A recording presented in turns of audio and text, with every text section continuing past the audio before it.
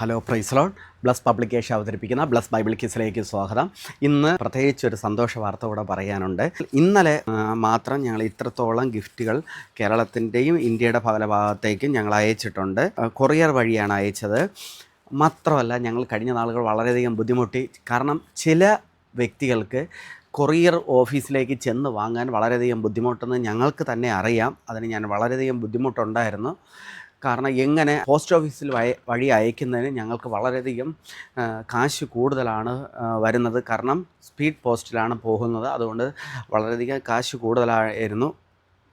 ഞങ്ങളത് വിഷമിച്ചിരിക്കുമ്പോൾ ദൈവമായിട്ട് ഒരു അത്ഭുതം പ്രവർത്തിച്ചതുപോലെ കഴിഞ്ഞ ദിവസം ഹെഡ് പോസ്റ്റ് ഓഫീസിൽ നിന്ന് ഞങ്ങളെ ബ്ലസ് പബ്ലിക്കേഷനെ തേടി ആൾ വരികയും ഇത്രയും ഗിഫ്റ്റുകൾ കേരളത്തിൻ്റെ വിവിധ ഭാഗത്തെ ഇന്ത്യയിലേക്ക് അയച്ചു കൊടുക്കുന്നതായിട്ട് അവരറിഞ്ഞിട്ട് ഞങ്ങളെ സമീപിക്കുകയും അവരൊരു ഓഫർ തന്ന് ഇന്ത്യൻ പോസ്റ്റ് ഓഫീസ് ഇവിടെ നിന്ന് സാധനം കളക്ട് ചെയ്തുകൊണ്ട് പോവുകയും അതുപോലെ തന്നെ നിങ്ങൾക്ക് ഡോറിൽ നിങ്ങളുടെ വീട്ടിൽ തന്നെ ഡെലിവറി തരാമെന്ന് പറഞ്ഞു.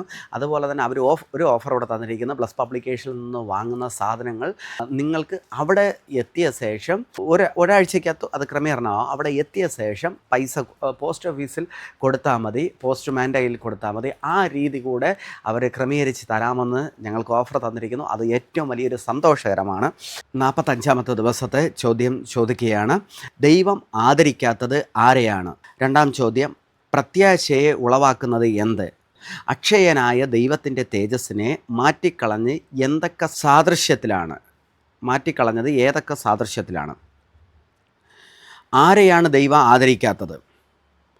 എവിടേക്ക് പോകുന്ന വഴിയാണ് റോമയിലെ വിശുദ്ധന്മാരെ കാണുവാൻ പൗലോസ് ആശിച്ചത്? ഉത്തരം അയയ്ക്കുക. താഴെ കാണുന്ന നമ്പറിൽ ഉത്തരം അയയ്ക്കുക. Okay, God bless you.